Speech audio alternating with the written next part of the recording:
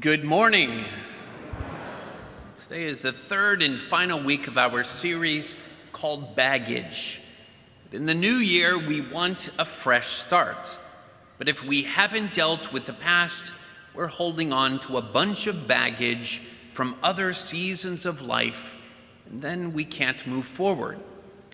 Dealing with the past requires forgiveness. Last week, we looked at the reality that forgiveness is not natural. It's supernatural. Forgiveness begins with God. God has forgiven us first. When we sinned and turned our back on God, we created a debt that we couldn't possibly repay. God canceled our debt by sending his Son. Jesus hung on the cross so that forgiveness of sins would be possible. When we recognize this, forgiving others makes more sense. Hurt people. But forgiven people, forgive people. Today, we're going to explore extending forgiveness to others.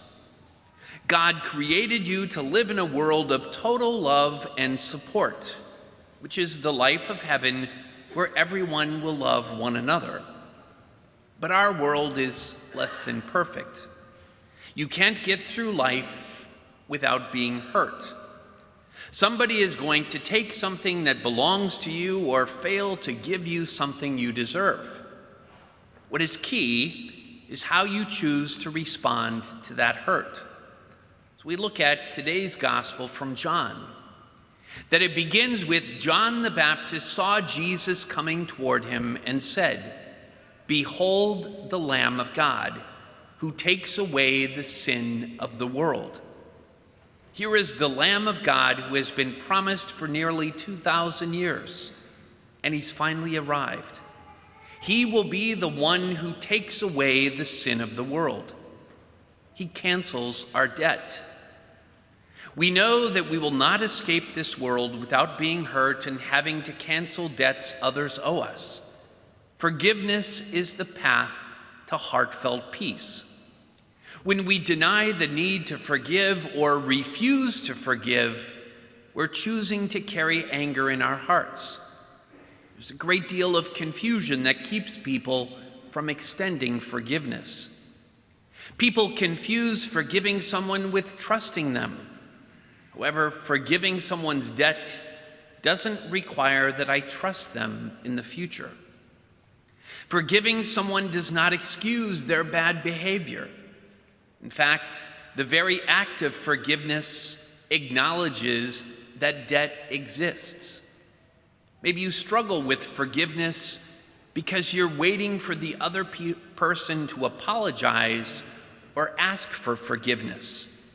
This makes forgiveness about them when it's really about you. You decide when to cancel a debt. You don't have to wait for them to approach you.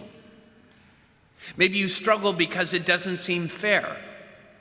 Forgiveness bypasses the ideas of fairness and payback. True forgiveness is like taking out the trash in our heart. It values getting rid of your anger over fairness.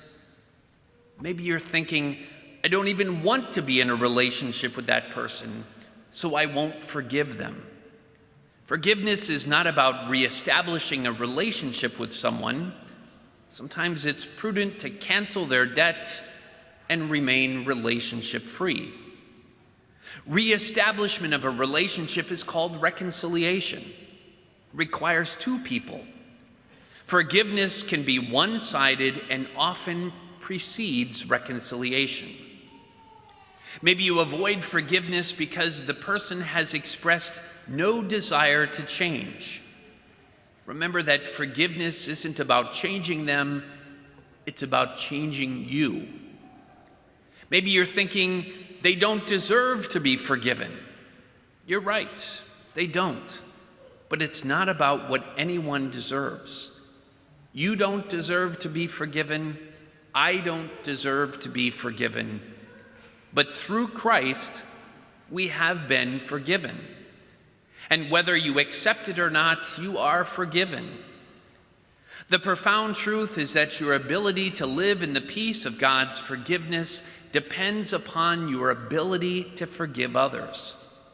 As Jesus taught us to pray in the Lord's Prayer, forgive us our trespasses as we forgive those who trespass against us. Praying these words links our ability to receive forgiveness with our ability to extend forgiveness. You cannot live in God's peace and love and joy with anger in your heart. So how much longer are you going to hold on to anger, bitterness, and resentment? How much longer do you want to punish yourself and the people you love? When you erupt in anger saying, "That's just the way that I am," it's not true. It's the way you prefer to stay. Forgiveness breaks the power of anger and rakes out the fury in our heart that so often flares out against the people around us. Forgive the person in your life you need to forgive. Cancel the debt. You probably aren't going to be paid back anyway. Forgiveness is not a feeling. It's a decision to undergo a process. By undergoing the process of forgiveness, we will eventually experience a change in feelings. Eventually, the sight of that person or the mention of their name will no longer bother you. You will be free of the burden of ill will toward the person who hurt you. So this week, forgive someone. First, name them and how they hurt you. It's normal to feel pain or anger. In medicine, pain is an indicator of a real problem. Secondly, clearly define what they have taken from you. Forgiveness won't be from your heart if you don't name the hurt specifically. And thirdly, cancel the debt in a way that is real and concrete. Use words, "I forgive you." Make a conscious decision to tell yourself that you forgive them. Remember that forgiveness is our benefit. It's for our benefit. The other person may never change. It's up to God, not us, to change them. Our responsibility is to change ourselves and be set free from the baggage of an unforgiving attitude. Forgiveness frees us and is cheaper than resentment. It saves us the expense of anger, the cost of hatred, and the waste of bitterness. Forgiveness is setting a prisoner free and discovering that that prisoner was you.